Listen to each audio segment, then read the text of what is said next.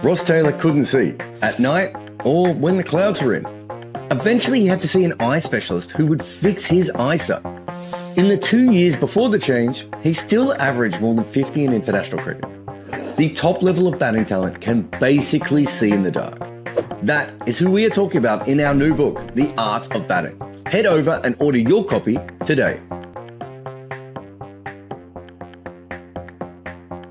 This video is brought to you by our supporters on Patreon. If you want to be part of the community that makes content like this, head over now.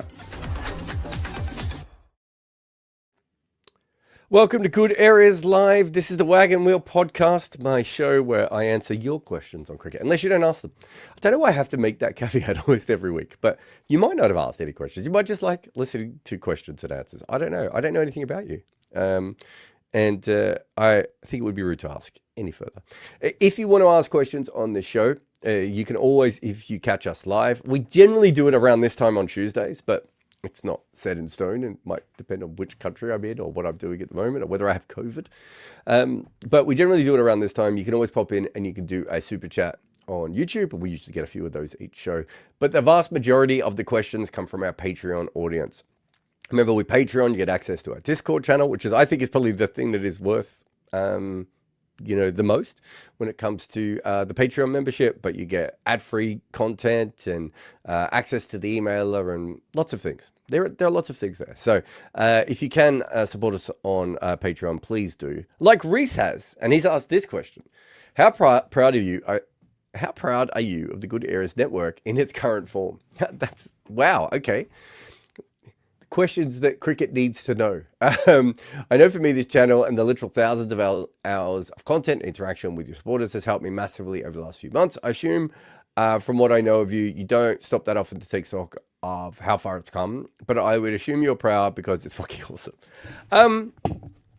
Yeah, I mean, this is such a weird channel. Like, I mean, we've got the two channels. We've got the major channel, of course, which is, I think Arya Yutsu kind of dragged me to, and I didn't want to do it. And he's like, no, you should do a YouTube channel. And I was like, do I have to? And it turned out financially, I did actually have to. All the freelance work in all of cricket disappeared for being an analyst for teams or for writing. So yeah, I did actually have to start my own YouTube channel. But yeah, so that channel is one thing. And this one's completely different, right? Even though that one, people like Cheyenne, Estelle, Sorab, CS, Bayram occasionally chip in. It's still kind of my channel, right? And I never really wanted things to be just about me. Like that's why the network's called Good Areas rather than Jarrod Kimber's Hit the Timber or something. I'm trying to think of the appropriate pun we would have called it. Like, I always wanted it to be more than just about me and everything else. And I feel like the live channel is more of that, right? Where, I'm not on every podcast, and hopefully, someone a couple of people in our team are free if something happens in a game and I'm not around, that they can come on and do something. Quite often, like I'll be looking at the WhatsApp groups going, wait, what are they planning? Like, I don't even know what's happening anymore. It's so much. So no, I'm really proud of that. I'm really proud of the fact that we have been able to, this is the second time in my career I've been able to sustain a model of like kind of fan engagement. I suppose the first one is polite inquiries.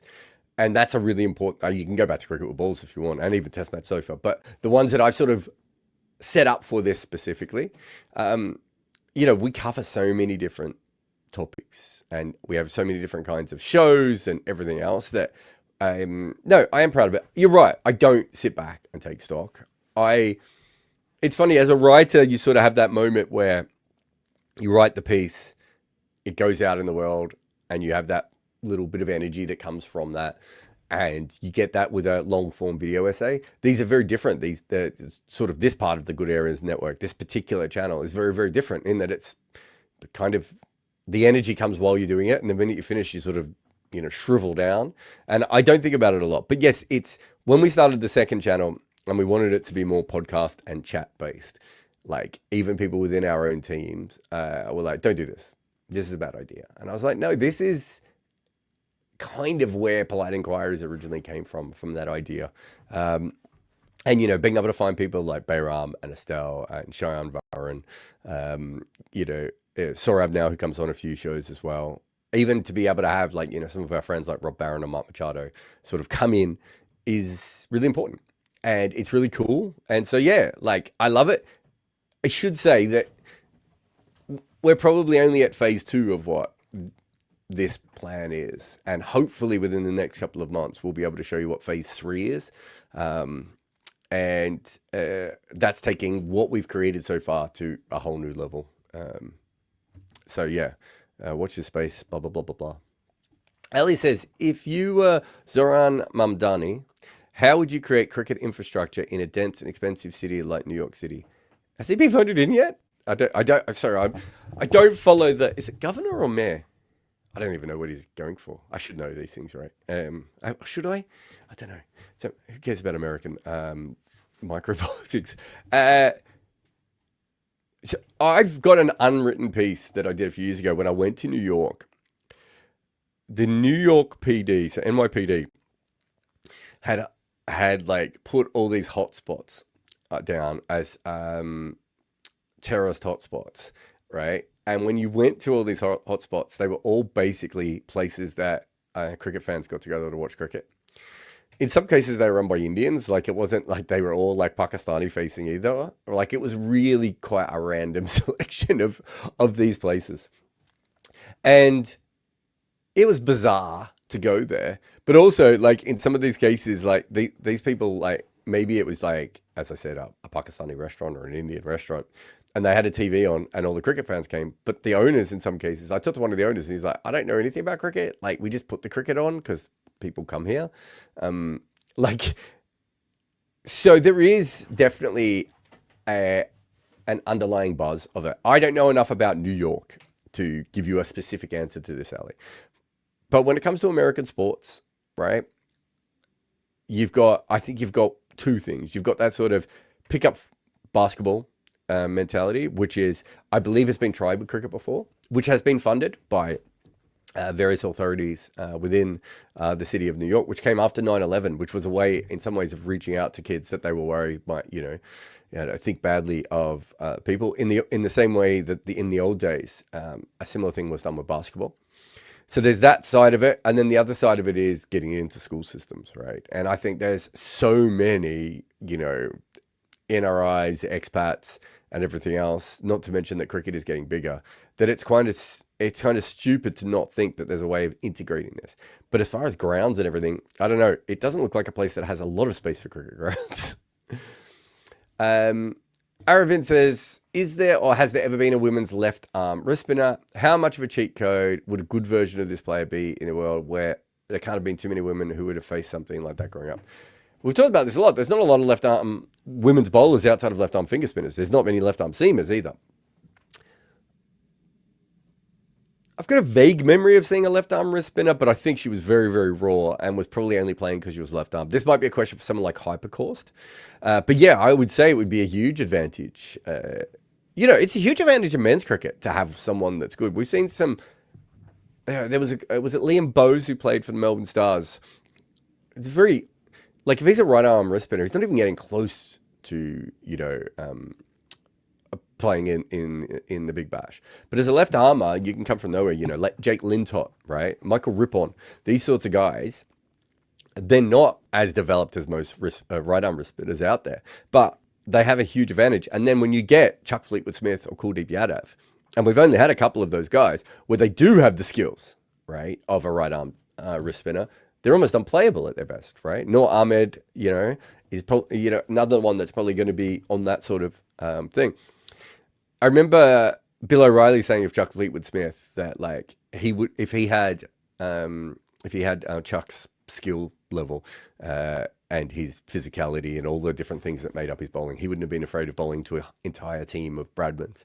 So I think that tells you that if you can get the skill as a left arm wrist spinner, it's so big. The biggest problem we have in cricket is there are so many coaches that are still telling kids not to bowl left arm wrist spin and to bowl left arm finger spin because it spins away from right-handers. Deepak, who, from First Umpire, he was told that as a kid. Robin Peterson was told that as a kid. There's so many people I've talked to that have been told that. Hertz says, I'm still learning to recognize the subtle variations in length and line that a bowler uses to set up a batter in real time. Usually I go back to the replays, especially around the fall of wickets, to study those details closely. Among women's cricket, could you suggest a couple of bowlers whose spells have maximum chance of that setup? I mean, Sophie Eccleston's probably one of the best, isn't it? Her ability, if she's playing someone really good, Sophie Eccleston, I think, in all international cricket for a while, had the highest percentage of hitting the stumps. I think that's right. Certainly right up there.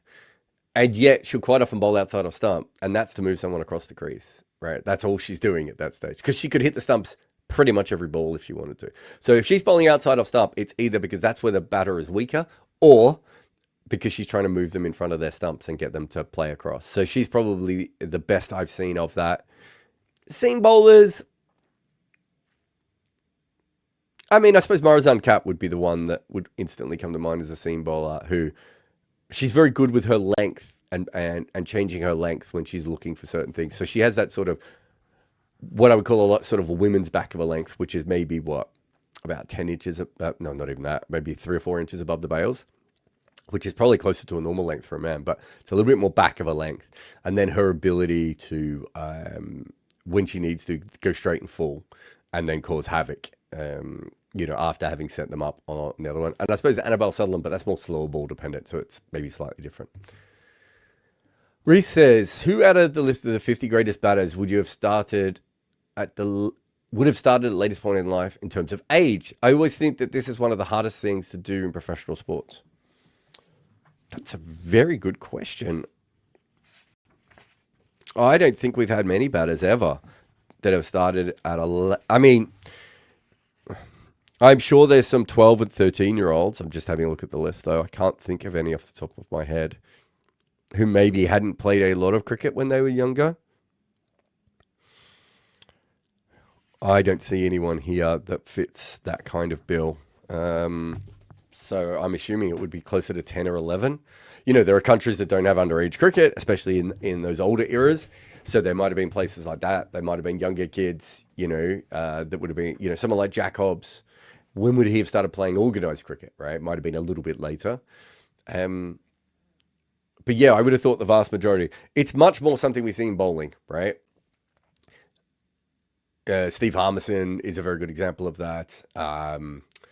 There's a couple of Sri Lankan seamers, Mohammad Siraj. I'm trying to think of some others. Like, it's much more common in sort of, and even to the case of like people like Kyle Jamieson and Stuart Broad, right, who didn't really bowl when they were younger, or didn't bowl the way they would become bowlers in Test cricket. So it's something we see a lot more in bowling, where maybe that's more athletic driven. Whereas I would say that there's a lot of shibboleths and technical things, and I feel like batting has to be passed down. We did a really great podcast with, I think it was with Dan Gallen, ages back, about why there aren't more black African batters for South Africa, right? So the vast majority of the players that they classify as black end up being bowlers, right? And why is that, right? And you look at the history of cricket, like in England, the vast majority of the batters come from the South or from the private schools. You look at Sri Lanka, the vast majority of their batters come from like 2 schools. The same used to happen in Pakistan, right? Sort of the places with incredible culture like Sydney, Chennai, Barbados, all these sorts of places, Mumbai, they create a lot of batters.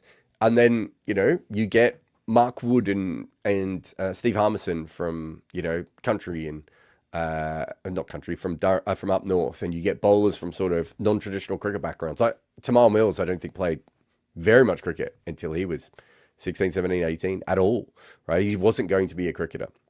So again, comes from completely outside of cricket, and yet within a couple of years is, bowling for England, right? And Steve Harmison, exactly the same. And there's lots of stories like that with bowlers. That doesn't seem to be the case with batting. Hurt says, what a year Tim David is having. I hope you... have you noticed any subtle changes that made him very consistent in recent past? He's playing spin a lot better. I don't know how old Tim David is. This is my knowledge of him from a distance, which is that Tim David is just a thorough professional. And I think within that, like, he's reaching his peak, And he had some flaws in his game against pace bowling, which is why he couldn't bat higher up the order. And he was a terrible player of spin. And he's no longer the worst player of spin, although you can still certainly cause him issues. And he probably still can't bat up the order like consistently at top level cricket. So he still has those, but he's getting better at probably both of those things now in a way that he wasn't before. And he was probably, he was in a very good system. I mean, talking about, player development, as we were in the last question of, Perth has this incredible record with professional cricketers, right? And it's a really good club cricket system in Perth. And that's why they've had this fantastic record for a long time, especially when it comes to batting. They're not too bad with bowling either, but, when it comes to batting, Langer, Martin, Gilchrist went there as a finishing school, Chris Rogers, Marcus North, Murray Goodwin, Mike Hussey. I'm probably missing some others, but from a place that's not particularly big and is a mile from everywhere else, like that feels like there's something going on there, right? And has been for a while. And you add in Green and some of the other players coming through as well, Bancroft and everything else. So Perth is a system that has constantly done that. So even if Tim David's wasn't always playing for Western Australia, which up until 23, 24 really hadn't been in their system all that much. Maybe an underage system, but he wasn't on the verge for a long time. Like when he was playing for Singapore, he was almost a club cricketer who'd played like a couple of big bash games, right? It maybe that slowed his development down a little bit as well. And it seems that the last couple of years, if you're a good professional and you're willing to learn and you're like Tim David, you're constantly on a plane, you should become a better cricketer. The West Indians showed us that, right? Rob says, presume your leg spin and batting skills were good enough for Test cricket. Which Test team would you want to play in? Oh, I play for Australia. I'm Australian. But if you're asking what particular side, okay, so let's say I'm a number 7. So I'm like a modern Richie Benaud, but more sloggy, right? A sloggy Benaud. That sounds like the worst Urban Dictionary sex term ever. The sloggy Benaud. Which team would I fit in best in modern cricket? Probably be England now, wouldn't it? I suppose Rehan Ahmed is probably becoming that kind of cricketer. Someone who's back to hit. I feel much more comfortable when the team wants me to, like even playing low-level cricket when they ask me to bat at 3 and 4, it just doesn't feel right. unless it's a T20 game and I'm there to sort of dominate a little bit. It feels like the pressure is wrong. Whereas if you send me in at 6 or 7, it's so natural to me to just go in and be like, great, well, I'll probably come back with 30 off 20 if I'm having a good day. And if it's a very good day, it will be sensational. And if it's a very bad day, I'll see you in 2 minutes. I could do that in Test cricket. I could be that bad in Test cricket. Rob says, I've been enjoying your discussions on Lance Klusener. I grew up in South Africa supporting the Dolphins from Durban. I totally agree with you. He should have batted higher, but he started as a fast bowler and took 8 for 64 on Test debut. He eventually bowled Chris Harris deeply dobblers on the subcontinent. When do you think he transitioned from a fast bowler to primarily a batter? And how many other players have had such a wide switch in skills? I don't know if he was ever that fast, Rob. Like, I watched him when he was quite young. I always thought he was more fast medium. And I also felt that he was kind of pushing himself to bowl that, whereas actually he was probably more medium fast was his natural pace. So we've seen that with guys like Craig White before, haven't we? And other players where, because they're incredible physical specimens, they can get that extra pace out of themselves for a little while, but it's probably not actually how they should be bowling. So I never thought, I always thought Lance Klusener's bowling was less than a specialist bowler. I always thought he was at best a fringe bowler, even when he was quicker, as you said, because he was a little bit quicker at certain points. I just think because of the way, I don't think there was a switch, and that's going to sound weird.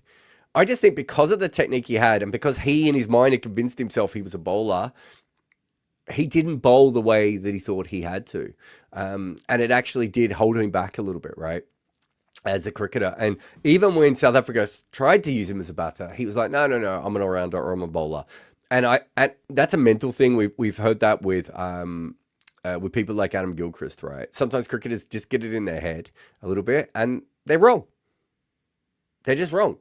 I've talked to players before and said, what do you think you are, a batter or a bowler? And they'll tell me, and I'm like, I don't know. I'm not sure that's true. And so I think with that, I think he was always a non-specialist bowler, and I think he always had a unique batting skill. It's because it's so weird, his batting, it just took a long time. So I don't think he had a switch like Mark Richardson had, right? So Mark Richardson's the ultimate switch player.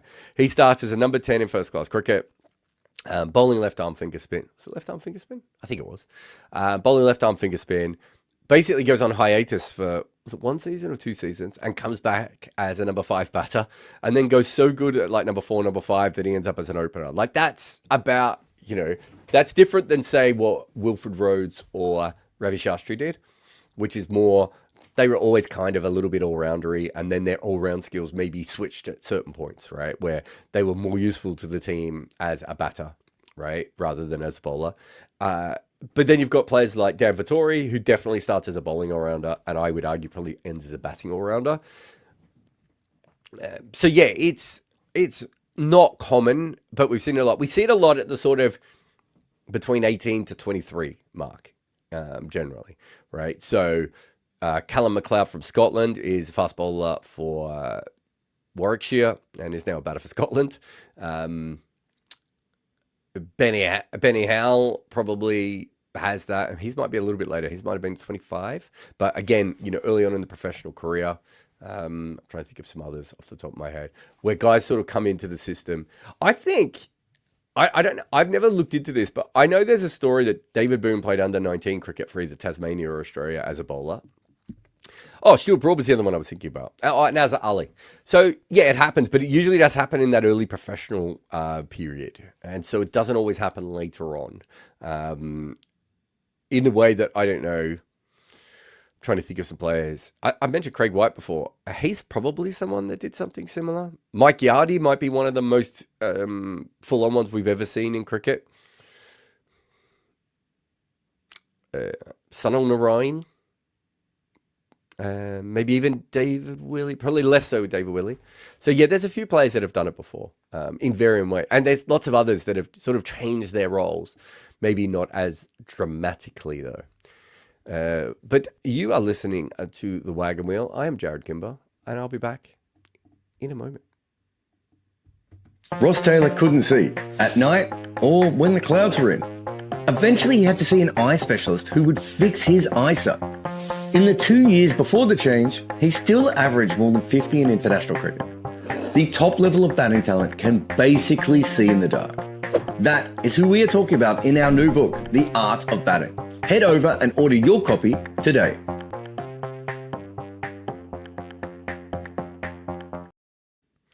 Adidian says, I noticed Sophie Eccleston bowled over 80 kilometres consistently at some point in her career, maybe even now. She certainly was recently. I didn't check this last World Cup, but she has been for a while. Suppose you have to choose one English spinner to bowl to a right-arm batter, say Kohli. Is Eccleston the best choice over Leach and Bashir?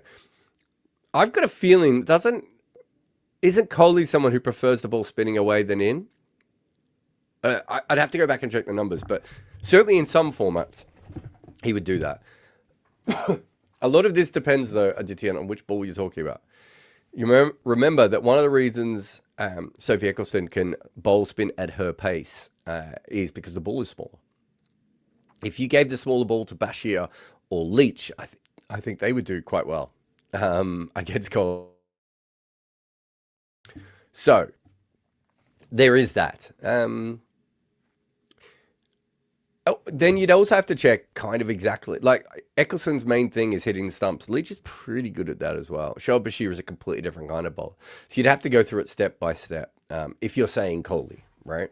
But there are different batters that you could, I'm sure there are batters that she would do better against, but I think if you gave them the ball that she's using. So I think when Steph Curry went up against, it wasn't Caitlin Clark, was it? It was the other one, the other good three-point shooter. And I can't remember even, did she beat him? She might have beaten him. She was using a slightly smaller ball. And so that's part of the reason that those balls exist, right? Is to help out. A normal men's cricket ball is really quite big in a woman's hand. I mean, Sophie Eccleston, I would assume, has big hands just based on the fact she's a left-arm finger spinner. And I've met Ashley Giles and Monty Patasar, and their hands are phenomenal. A person says, was there a physical trophy for Packers World Series cricket, Intercontinental Cup or Super Test Finals, and did anyone keep it? Was it seen as the time is noteworthy enough for it to be in a museum, or did Channel 9 just take it home? Yeah, I would say it was just a Channel 9 thing. I would 100% have thought they would have done a trophy. They were quite specific about like making it look like a real tournament, right? So it would be weird not to have a trophy. I've got a memory of a trophy from when I did the research for the documentary.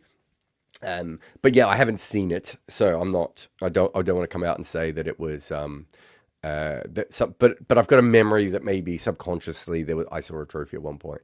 But I would have assumed that Channel 9 or Packer, I mean, probably ended up in Packer's office because he loved that sort of stuff. And I can't imagine any of the players, and obviously the cricket boards wouldn't have kept it, right? There's a big question about trophies in cricket that I would love to talk to a few different boards about. Ian says, what is it that makes certain batters, Phil Salt being a prime example, for more successful in T20I format than ODIs, whereas others have techniques that set them up for white ball cricket? I don't know. I think a lot of England fans believe that Phil Salt is worse in ODI cricket than he is. I'll just have a look at his numbers here. In ODI cricket, he averages 32. I suppose he does average 38 in T20 cricket, so it's fair. If you're averaging 32 with a strike rate of 115, though, is he not kind of doing his job? Is that not just Verinder Sehwag? Right, so what was Verinder Sehwag's ODI record? 34, what are we saying? 35 at 105. God, he was one of the most underrated ODI players of all time. But anyway, if you look at that sort of Verinder Sehwag, I wonder what Jason Roy would be like as well. That sort of Jason Roy level player, if you're getting that boost on strike rate, Jason Roy was still at 39, but he was only at 105. So his strike rate was like the same as Viru's. So if you add that extra 10 strike rate of Phil Salt, I don't think it's as bad as people kind of make out. I don't think there's any reason why Phil Salt hasn't been as good, but I can give you one specific reason why it's possible. It's because there's 2 new balls, right? And so he can't get through the new ball as quickly. Right? One of the big skills that Phil Salt has is that he hits the ball. You have to be in a stadium to understand how hard Phil Salt hits the ball. Like there's guys like like Andre Russell and Chris Gale who sort of swing hard at it, and then Phil Salt is more like that sort of Luke Wright, Lance Klusner sort of. There's a clubbing, like there's a different way. There's more of a natural swing when you see Chris Gale, Andre Russell. There's more of a clubbingness about Phil Salt. And so he's damaging that ball really, really quickly, right? In T20 cricket, especially with his strike rate, right? Like, he's damaging those balls so quickly that by the time he gets out of the third over, he's probably ended that ball. He's not going as hard in ODI cricket. And then there's 2 balls. So I would say that's the thing that is holding him back a little bit, Ian. Just completely off the top of my head. So happy to be wrong on all that. Mob says, Daz Mitch is an accredited strength and conditioning coach. How much of this matriculation responsible for his late blooming maximized career, Daz maxing? And why don't other cricketers just do the same? Why don't other cricketers just learn complementary science disciplines like fitness, nutrition, aerodynamic swing? Because being a full-time athlete is a full-time job, Mob, right? And there are always going to be people like Daz Mitch or... there's a lot. I'm trying to think. There's a lot of cricketers who have learnt like sort of general managing skills. I'm trying to think of I've had cricketers ask me about analysis and how they can learn more about how to do analysis or whatever. But it's very much part time. Like being a cricketer is a full time job, right? Now, could you argue that they have enough hours in the day to do more stuff? I personally would, but I don't think they always see it that way. And after training for 3 hours, resting, it's hard to then just pick up the books and go and study something else. Now, there are people who obviously do Kumar Sangakkara and, Usman Khawaja, Sikandar Raza might have been another one. Like, there are some people who can do it, right? I think Robbie Utapa got his degree in, he told me this the other day, was it comms? right? So there are some players who can do that, and there are a lot of players who want to do it and just don't feel like they have the time and everything else. So you've got to have that energy to do that second thing. Look, I come from a family where my mum worked a full-time job of 45 to 50 hours a week. She then ran a theatre company, a tennis a club, and my primary school and my high school's committees. Like, there are just some people who do that. Not everyone has that kind of energy, and it wouldn't work for everyone else. But yeah, there's no doubt. I think Ian O'Brien is someone who's, who I think he might have done PE, advanced PE or something like that. And I'm pretty sure he told me that helped him. You would argue that Ashwin, what did Ashwin study, actually? You would argue that someone like Ashwin's brain, or actually, I don't even need him, do I? Is it Varun Chakravarti? Might be the best one, right? Of like being able to use the other skills that you have. So Ashwin went to an engineering school and maybe understands, some of the engineering principles. I don't know if he studied engineering, but some of those principles are a little bit better, right? So it's not just going and doing the sports stuff. You could be in a completely different world. Like, you could argue that Kumar Sangakkara might understand how to lead better because of his background as a lawyer, right? Like, I just think having that second interest is always a handy thing to do, but not everyone has the time or the drive to be able to do that. Karen says, having watched cricket since the 90s, it often feels like South Africa have been the best ground fielding side, while Australia have consistently been the best catching team. Is there statistical evidence to support that impression, or is it just me? It depends what you mean by ground fielding. I felt, and I've said this before, I often felt that South Africa were very good at getting to balls, but Jonty Rhodes wasn't particularly good at hitting the stumps, right? Whereas in Australia, you might have a slightly less athletic fielder in the same position. So let's say Michael Clark compared to Jonty Rhodes. You're not comparing them as athletes. Michael Clark hit the stumps a lot, right? And also being left-handed helps, and maybe it's been an advantage to Australia for hitting the stumps. But Ricky Ponting hit the stumps a lot. Alan Border hit the stumps a lot. Like, Australia have had a lot of fielders who hit the stumps a lot, right? Like, David Warner was noteworthy as someone who struggled to hit the stumps in the Australian team. Catching, I think Graham Smith and Faf du Plessis are, I think, on a similar path to any of the great Australian slip fielders. You might still have Mark Waugh ahead of them, although Faf as an all-round fielder probably pushes Mark Waugh quite a lot. Slightly more powerfully athletic. They're both athletic, but in two different ways. Probably Mark Waugh's more of a finesse athlete, and Faf's more maybe of a fast twitch athlete. But yeah, I don't think of South Africa as particularly bad catchers. But I think you might have a point that Australia is a slightly better catching team. I don't think we have the data to be able to do this. Karen, if you really wanted to do it, you could probably do catching if you went back to Cricinfo from ball by ball and pulled all the data. You would be able to tell a little bit. But yeah, I don't know if I can answer that one. Karen also says, James Pattinson was once one of Australia's most promising fast bowlers, but his career seems to have been cut short by injuries. Yeah, he's actually retired because of injuries. Is he retired? I think he's called it a retirement. It's a story we've seen with other players too. High potential, but injuries often end what could have been. Do you think players with such immense early promise don't get enough support to extend their careers? Is there more cricket boards could do, not just for recovery, but for long-term injury prevention?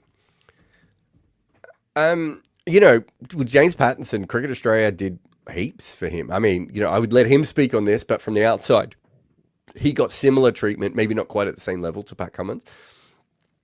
There's James Pattinson, Spencer Johnson, Bert Cockley, right?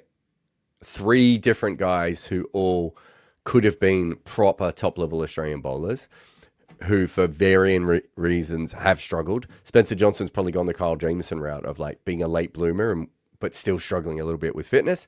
Bert Cockley is now working in America, right? And does a little bit of work on Major League Cricket, I think. And just never made it. And, I remember watching him when he was young and thinking, oh my God, he was a beast, as was Pattinson, right? We have to accept that sometimes people just don't make it. Like, if you look at the NBA, Greg Oden was what, a number 1 pick, and everyone thought he was going to be the next big thing. Just couldn't do it. Zion Williamson's going to do the same thing. There will be football and everything else. So I think, to be fair to Cricket Australia, when it comes to Pattinson, I think they gave him plenty of opportunities, and he couldn't do it. He cannot consistently bowl a cricket ball, and it was hurting him. And he's made this decision. We've seen before sometimes players give a couple of years off. I think even Bert Cockley might have tried this. But Duncan Spencer, who's the guy who ended up being done for steroids, he was someone who had a couple of years off and then sort of his body settled down a little bit and came back, right? So at a certain point, you have to be... there's another one as well. John Buchanan's son. Is it Mitchell Buchanan? Who could have been like Australia's Freddie Flintoff, like for raw talent. I don't know if his batting was quite at Flintoff's level, but he might have, he's a really, really good bowler and massively tall. You keep him around the system as long as you can, but you also have to be realistic at a certain point that they may never come good. You have a system that backs them up. There are other countries that don't have that system. So Pat Cummins eventually becomes a legend for Australia because of that system. James Pattinson retires early. Mitchell Buchanan retires early, right? Bert Cockley retires early. Jai Richardson is still playing. So it's hard. And a lot of it depends on how much you want it, right? Like, it's hard to keep coming back from recovery. It's hard to not play, right? And to not be available and to not do you're getting paid. Look at what Johan Botha has come out this week and be like, people shouldn't get paid if they're injured. Like, there are players who are feel like they're almost taking money and not doing anything with it. And I think Pat Cummins was probably one of them, right? But that's the better system than the kind of Pakistan system of you're completely with us or we don't care if you live or die, right? And that's the worst way of doing it. And West Indies have shown that before as well with some of their treatment of injured players. It doesn't work. So yeah, you have to keep them around. We're still learning about fast bowling, and we're in phase 2 of biomechanics. We still don't know if the front foot no ball rule is the right decision when it comes to bodies. Every country in the world has injury problems. This is not one or two countries that are having that issue. PJ says, I'm starting to believe that cricket doesn't really have anything as exciting as playoff baseball. Could best of 3 playoff matches realistically work in modern professional T20 cricket? Yeah, I've said this before. Kerry Packer came up with this. He got it so long before everyone else. I think I talked about it with the IPL recently. Why wouldn't you want 2 extra games? In fact, I'm talking to someone at the moment who's looking at retooling some of the IPL stuff. I'm going to tell him that's one of the things I would do. I know various leagues have tried this in the past. In fact, South Africa's Benson Hedges Night Series had a best of 3 semis from the 1980s to 1995. Yeah, exactly. That's what I mean. A lot of that, a lot of the best rules and playing conditions when it came to limited overs cricket come out of that South Africa period during apartheid, because they weren't beholden to MCC, right? They came up with heaps of good things. The circle is one of theirs. Is the power play one of theirs as well? I think both of those. There's a couple. I remember when I was doing the Packer thing. But Packer worked this out, and Cricket Australia worked this out as well, that if you're going to have a final, you play it. It's funny, though, you say, I'm starting to believe that cricket doesn't have anything as exciting as playoff baseball. Because what playoff baseball is a test series, PJ. We've literally always had this. PJ says, you seem like a good person. Looks can be deceiving. Who has their shit together? Even more so. And from the outside, someone who is a great dad. Oh, 3 for 3. Thank you for that. Do you have any parenting advice, tricks, or tips? Anyone can be a father. Not everyone can be a dad. Yeah, I would never pretend to be like the world's leading dad or an expert on dad stuff. I think there's a few things that I would say. One of the first is that very early on after having a child, everything you ever dreamed of with a child and how they're going to be, you have to let go. Because they just come out the way they come out. So if you look at my 2 boys, they're what? 16 months apart in age? Like, they're almost twins in some ways. And they still get confused for each other all the time.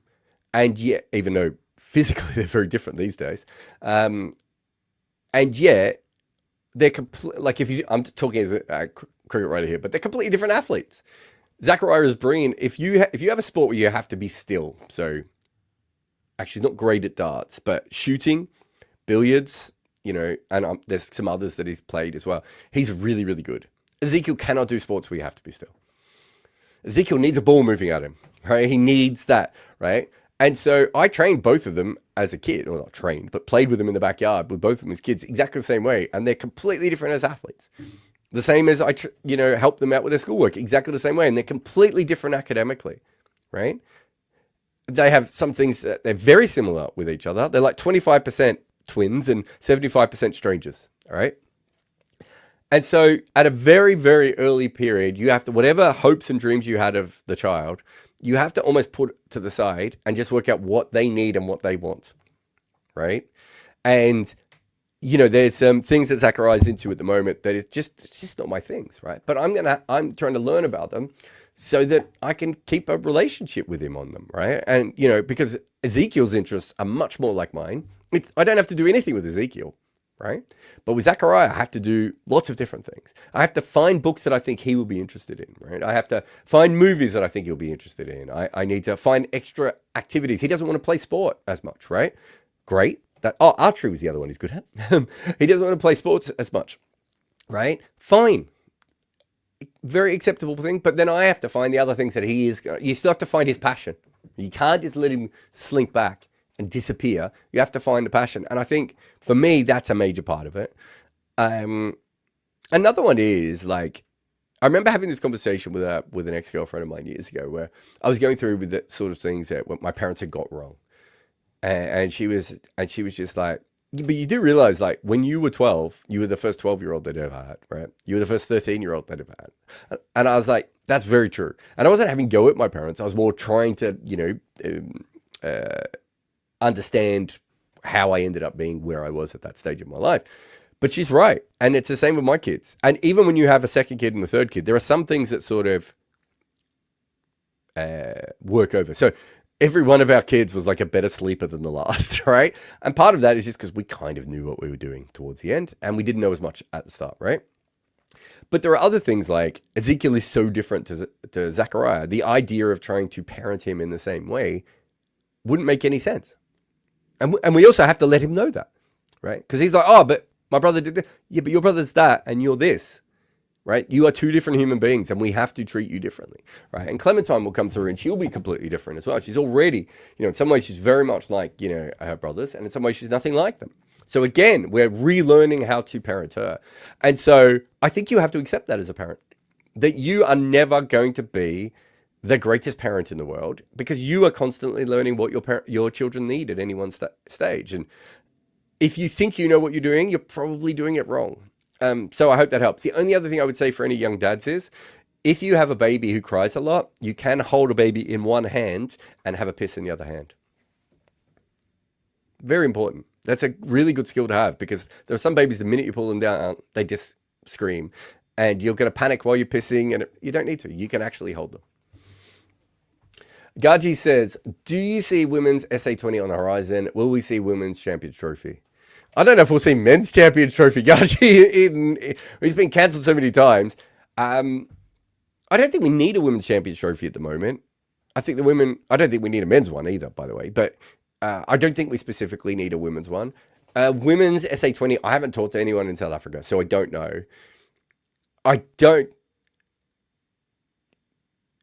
don't think anyone should not have a women's competition now. I think it was ridiculous for the SA20 not to have one. I think it just has to be baked into your deal. It also helps with sponsorship and everything else, and helps with promotion. Like, this is one of the things of, like, I think like hard-nosed people would be like, women's cricket only makes money because the men's have given it money. And it's like, that was fundamentally true. But if you're a business person, you would have been an idiot to not take the money from men's cricket and invest it in women's cricket, because it reaches a different audience. It has the ability to market your game in a way that men's cricket cannot. It helps with advertisers who quite often don't want to be associated with just a men's thing, right? Like, there are all these little things that why women's cricket, the investment that all these different boards have put into women's cricket, I would say far too late in almost every single case. But the investment they've done really makes a lot of sense. And so it seems silly for me, silly to not have an SA20, right, with a women's competition. Now, it doesn't have to be that there is an SA women's competition. Maybe there's some entrepreneurs in South Africa who are like, can do some partnerships with some IPL and, other owners around the world to also be involved with running a women's tournament separate. It doesn't have to be that. But I think it's just a missed opportunity if you do that. Having been to a lot of games in South Africa, I've always noticed that, it feels to me that it's had a higher percentage of women coming to games. It's certainly than I've seen in England. I'd say probably more than Australia, like maybe closer to what you see in somewhere like India. Actually, probably it's higher, depending on the city in India, right? So yeah, I would say that South Africa's always had a culture of women coming to games. Certainly in my time in the last 17 years. Let's have another quick break, and then I will completely stuff up everything I've tried to do here. Oh, that's handy. I can't take a break. We won't take a break. We'll just do more questions. Person says, do you have any favorite multi-sport broadcasters who commentate cricket? Are there anyone big cricket AFL guys, NRL in Australia, or anyone in England who double dips? It's very rare in England. You do get people like Alan Wilkins, I'm sure, has commentated on lots of different things. So I wouldn't want to say it's never happened. But yeah, it doesn't seem to be something that is as common in England as it is in other places. But I've certainly seen it in Australia quite a lot. So the most famous one will be Tim Lane, who I think is one of the best cricket commentators in the world. And if you ever see me do a list of great commentators, Tim Lane's almost always on it. I think he's absolutely sensational. I think he's a brilliant football commentator, but I think he was even better as a cricket commentator. One of the best I've ever come across in my career. Or even as a fan, I should say. Then you got people like Mark Pugach, who are, probably more famous for football. I don't know if I've commentated with Pugas, but I've certainly done shows with him. And, his cricket knowledge is really, really good. But he's, just brilliant. I've done things with people like Max Rushton, who've done cricket, but he probably hadn't done enough to be particularly good at it. Andy Jacobs. I'm trying to think of anyone else. But yeah, certainly, James Brayshaw would probably be another one. I'm not saying he's one of my favorites, but he's certainly someone who's had a career in doing both in Australia. So yeah, it does seem to be something that happens more in Australia just because of the structure of the Australian sporting calendar, right? As much as anything. It's hard. Oh, Jarrod Waitley, probably the most famous one, right? It's funny, I talked to Jarrod Waitley about this years ago. We were at like a World Cup game in Tasmania or somewhere. We were having, we're in the press dining area, and I was saying to her, how do you kind of do this? Because you're commentating, the guy next to you has probably commentated tons of these games, and you've been off checking if anyone's been traded in the AFL last week. And he was sort of showing me the process of how he does his research and everything. And I would assume Tim Lane is quite similar.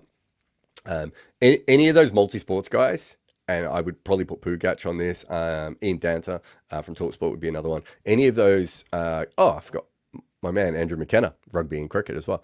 And I'd certainly put Macca on this list of, they are usually do a lot more research than a specialist will. Because a specialist doesn't have to, they're kind of part of it. And so quite often you'll end up with these multi-sport guys that are quite good. It is also sometimes the worst commentary you've ever heard. It can be really, really bad. Ajit says, what associate nations ICC campaign in all history impressed you the most? Kenya in 2003, Afghanistan in 2024. Well, Afghanistan's not an associate nation, Ajit. A test nation in 2024. So it's Kenya. I'm trying to think of anyone else. Yeah, I think it's Kenya. Trying to think of Netherlands or Scotland or Ireland. I suppose Ireland in 2007 is a really important one. I'm trying to think if Netherlands or Scotland have got to that level, but it's probably Kenya, especially when you factor in what's going on off the field. They almost didn't play in that tournament. Rohit says, the SA team in the late 90s, early 2000s had a pretty decent record in winning triangular and quadrangular series. I can understand they probably treated those finals similar to bilateral series deciders, but since these tournaments were all around all around the year in that period, did they not prepare South Africa for the pressure of World Cup knockout matches? No, they didn't, because you got to remember, even into the early 2000s, there were a huge percentage of cricketers who still didn't really respect ODI cricket that much. They didn't really care if they won the Texaco Oil Trophy, right? Or the Sharjah Oil and Gas Trophy, or whatever the hell they were all called, right? They just didn't care.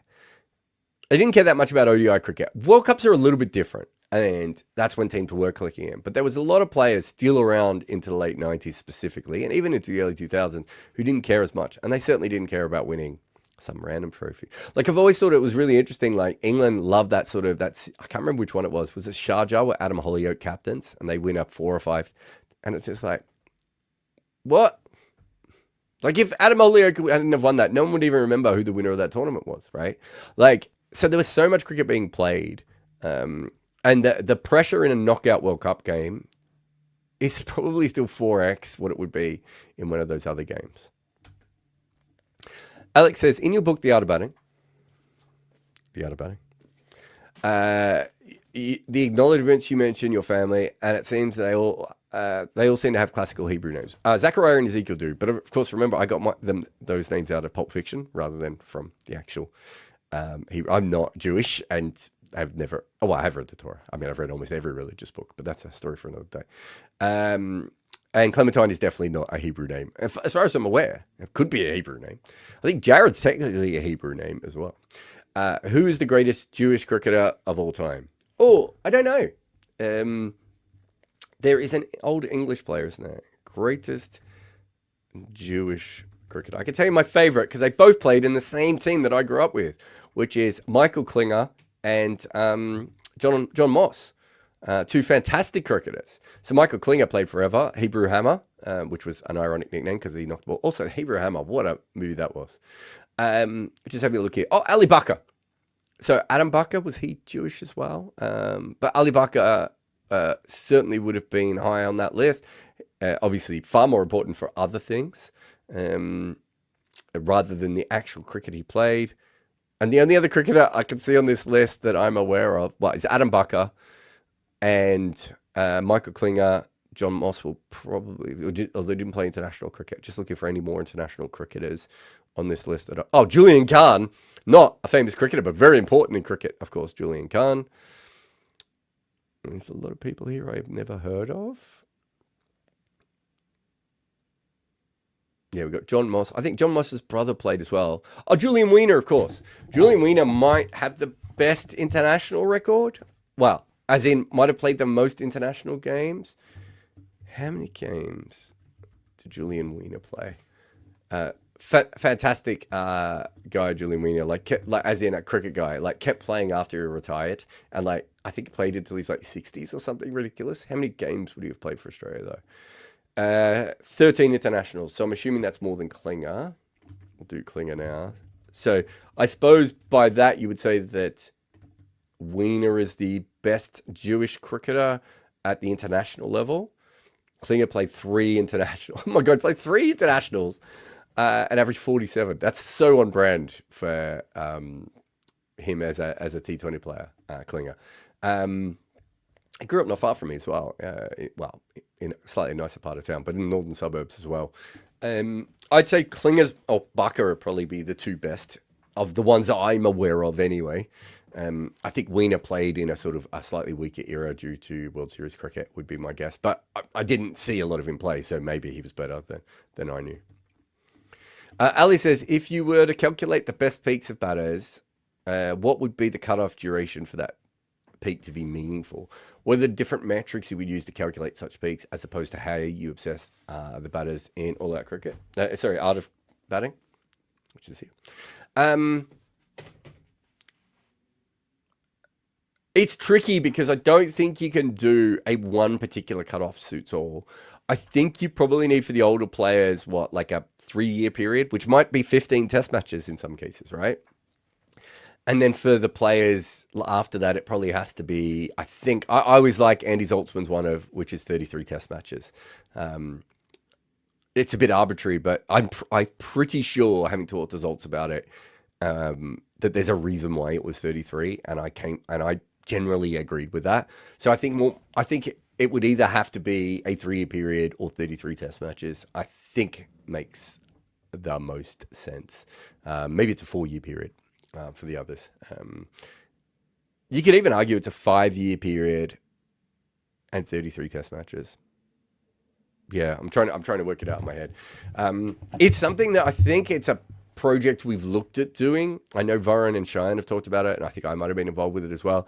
We haven't quite cracked it in our heads yet, and until we do, but I think it needs to be, for me, it needs to be dual, right? And even if you're doing a 5-year period, you need to have still made a certain amount of runs, I would have thought. And the same with wickets, right? Like, I think that's also fair.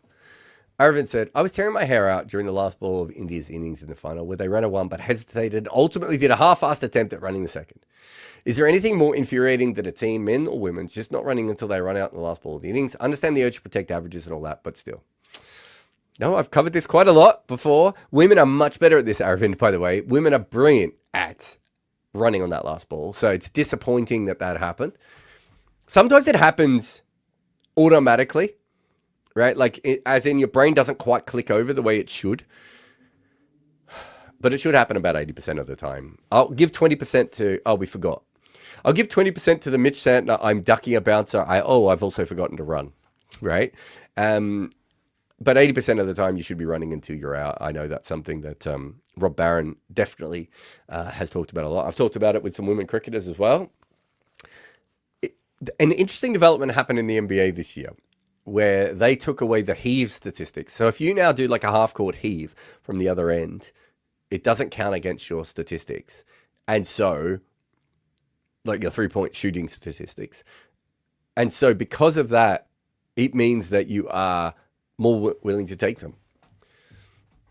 There is an element, we could do something similar. And we could say, for this league or for cricket in general, that the last ball, if you run out, it doesn't affect your batting average. I think that kind of takes away, I mean, I understand it from an entertainment point of view. I think that's a better idea. Because having watched the NBA, everyone's taking heaves now. And heaves are great. Who doesn't love a heave? Who doesn't love someone throwing the ball from 70 feet away and maybe getting it in? It was one of the great reasons to watch the Joker play, right? Like, you knew if he had the ball in his hands, he's just going to take the shot. He does not care about his stats at all, right? But from an entertainment point of view, you want more of them. And if the way of doing that is to take away the statistical nonsense-free of it, I'm okay with that. There are no official stats, however, so I don't really know how you do that in cricket. But yeah, there you go. Adityan says, oh no, we've already done Adityan. Adityan also says, you briefly mentioned Susie Bates is a really strong captain tactically. Can you expand more on that and a couple of anecdotes? Her way of manipulating a field for each individual batter, especially at a time in women's cricket where we didn't have a lot of data or information, was that sort of MS Dhoni thing of understanding exactly what she could do in order to maximize the bowler's opportunity. Even going to bowlers and getting them to bowl specific things. She just has that inbuilt skill that someone like an MS Dhoni did to almost be like an analyst and a captain at the same time. On top of that, she also had that kind of amateur Mike Brearley kind of way of like taking a punt.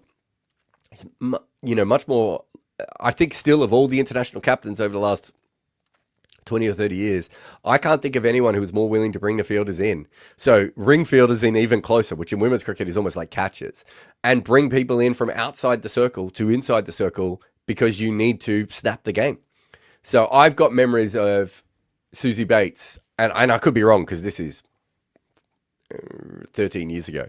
But I'd have to find my notebooks. But I've got memories of Susie Bates bringing the fielders in. So having, let's say you're 4 fielders outside the circle, and she had 3 fielders outside the circle, right? When the game was on the line, this is not like New Zealand's massively in front or anything like that. In a way that I definitely haven't seen with men's cricket, but I haven't even seen with other women's cricket all that often. Sometimes it happens if the batters are really ordinary. She was doing it against really good players, trying to build up pressure, right? She just seemed to read the game in a way that, like, if women's cricket was a major Twitter sport back then, I just think Susie Bates would be like 10 times more famous based on, it was just cool to watch her captain. Mob says England talk about their bowling depth, and yet our New Zealand team missing 7. Henry, O'Rourke, Ferguson, Milne, Jameson, Bolt, and Sears shredded their top order. Do you mean their batting depth? Oh, okay. Do you think this is? Oh, yeah. Okay. Do you think this is the best pace bowling depth in the world cricket? If someone was to mysteriously, cursely, suddenly affects the top 5 bowlers, it's pretty deep, isn't it? It's kind of been like that for a while, though, Mob, hasn't it? I can't think of a team. Maybe South Africa's the best one, because if you look at South Africa, you've got Rabada, Ngidi, Nokia, Kotsia, Matt Parker. I mean, there's heaps again. So maybe they're close as well. I'm not sure it's quite as deep as New Zealand's, but it seems fair. England have bowling depth. I'm not sure they have like many frontline strength, consistent, really good bowlers though. So it's very different than New Zealand, where you're just like, well, Matt Henry's a jet, and Trent Bolt, if he was playing, is a jet. England doesn't have that. So yeah, I haven't really heard that much about England talking about their bowling depth. I think they've just talked about the fact they have a platoon, haven't they? Sure, New Zealand have said the same. I remember when New Zealand, was it? Oh, I'm forgetting his name. Was it Shane Jurgensen? He said they had the best bowling attack in the world. And he was also talking about their backups, I think, at the time. Seam bowling attack. Ajit said, which modern cricketer would you love to see as an umpire? For me, it's Ashwin. Shakib Al Hassan. Shakib Al Hassan. It would be hilarious. Actually, let me take these things off before we get to the super chats. I think Shakib would be just funny. Funny is what you're looking for there, isn't it? Josh says, how would you rate Ryan Harris in comparison to a late career at McGrath and Pete Cummins and Hazelwood? KP said Harris was the best Aussie he faced. Yeah, remember that he didn't face McGrath at his best, right? McGrath was almost done by the time KP faced him and was a lot slower. A lot of the things that he did to McGrath would have been very hard to do earlier in his career. So I think late career McGrath was still a brilliant bowler, but if batters weren't as worried about facing McGrath, I think they would have put more damage on him. Ryan Harris in his peak was better than late career McGrath, I think, right? Just because you couldn't have done those things to him. Ryan Harris at peak versus Cummins and Hazelwood.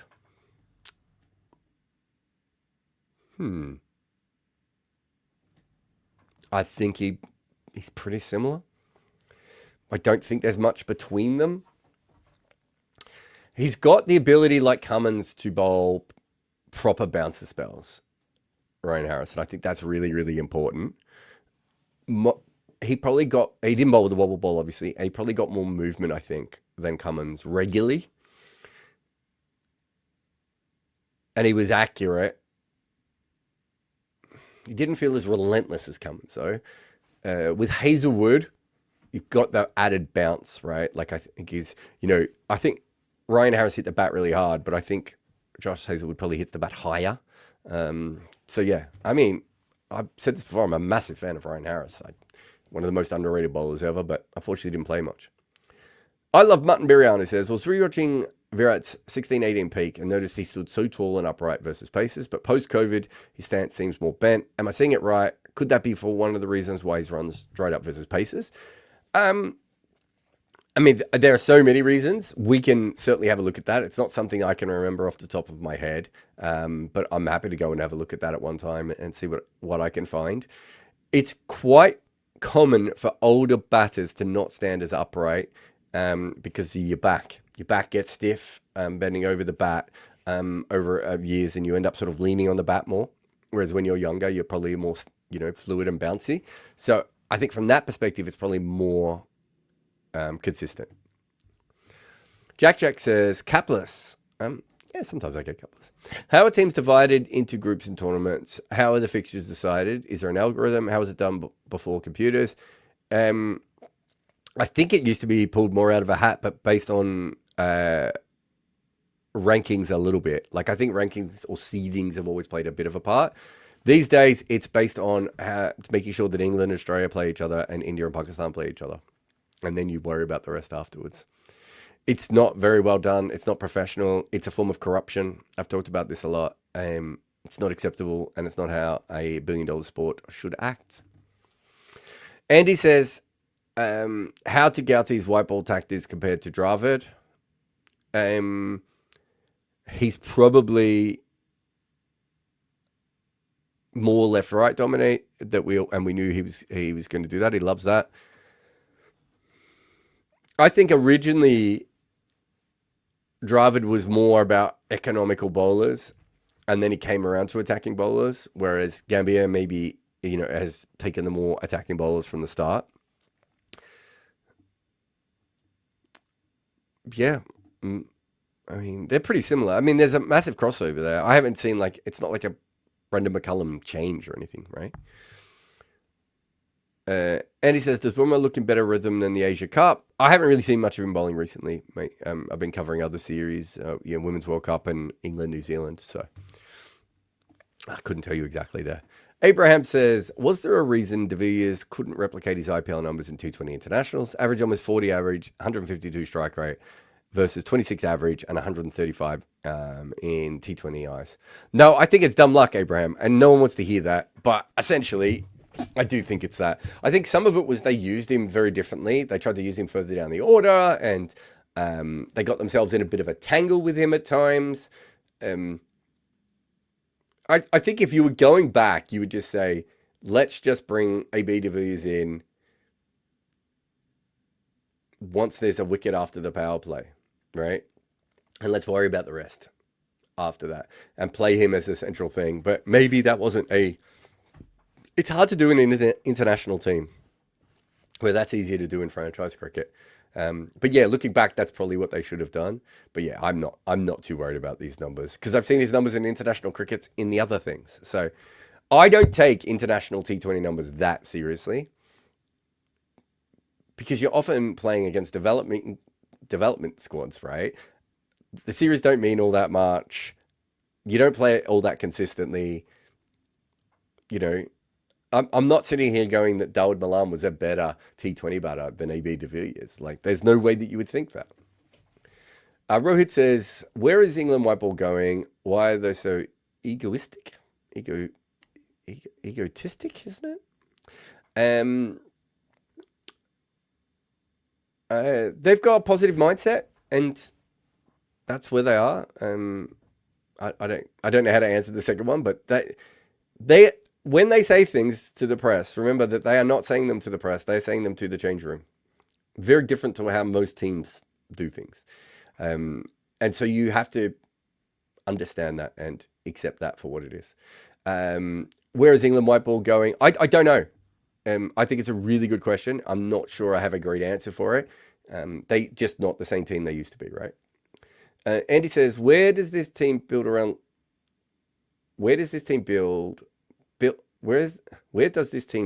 the legendary quartet rank among the best Australian teams ever? Could Josh sneakily be in the best of the three seamers? Over his career, he hasn't been better than Cummins. I don't think there's any argument for that. He's probably the best of the three now. But yeah, over his career, he hasn't been the best of the three seamers. Where does this team rank? It depends on how long you're looking at different eras. It's obviously not in the top 2 or 3 best teams Australia's ever had. Maybe it's at the end of the top 5, but I'd have to go through all those eras. That's a tough question to just sort of answer on the fly, if that makes sense. Samit says, is there a distinct advantage between front on and side on or mixed actions for fast bowlers? As an analyst, does a bowler's action influence your recommendations or how you assess their potential and workload? No. But side on action is going to be outswing and front on action is more likely to be in swing. And a mixed action, can sometimes be the sort of bowlers who can bowl a little bit of both or don't swing the ball at all, right? So there are fundamental things that I'm looking for with that. In a wobble ball world, it doesn't matter as much. I don't know enough about the biomechanical strains that you put on your body for me. And I've never been in this position, Samit, when I've had to work with a team over a long period of time, to be able to like, a side on action means you are more likely to be injured, and a front on action means this. Like, that's just not something that I've ever had to deal with. And maybe there's some papers out there, but I don't remember ever coming across any specifically about that. Amantia says, how would Dale Steyn do if he debuted in the pace-playing pandemic, and would he use the wobble ball? Yes, he would have used the wobble ball. And reverse swing would be my guess with Dale Steyn. And his average would have been lower. Everyone's average was lower, right? Like, outside of what? Trent Bolt? Almost every other bowler, every other major key bowler in world cricket had a lower average during the, that era. So, yeah, I think he would have averaged lower and would have been even better. I think that's very fair to say. That's it. Me done for the Wagon Wheel. Thank you to all those super chats there. We got quite a few in the end. Some very interesting ones. And obviously, thanks to everyone who supports us on Patreon, which is the best way to do that. You can support... Nope, get it wrong every time. You can support us on Patreon right here, and go over and help us out there. Lots of big things to come. Some good podcasts we've done with Robbie of recent times, and Deepak's popped into a couple as well. Me and Varun did a really, really good chat on... Why have I forgotten what the topic was? But I really enjoyed it, whatever it was. Oh, it was... I've completely forgot what it was. Me and Varun have definitely done some really good chats. Wasn't it like what teams could have done with if they'd been a bit more experimental with their lineups, considering certain things? The reason I was confused is because we've got another one coming up, which is even more exciting. So we've done that. Obviously, we've got a bunch of Women's World Cup coverage that is all finished. I think we might have one more Women's World Cup piece coming. We've got a bunch of test stuff coming up because there's heaps of teams are playing tests in the next little while. Obviously, the Ashes, but there's also West Indies, New Zealand, and there's two others as well that I've forgotten. There's heaps going on for test cricket. So watch your space, blah, blah, blah, blah, blah. Wagon Wheel, good areas, live, all the things that you know, that you love right here, or that you don't love. I don't know. I don't know that much about you. This video is brought to you by our supporters on Patreon. If you want to be part of the community that makes content like this, head over now.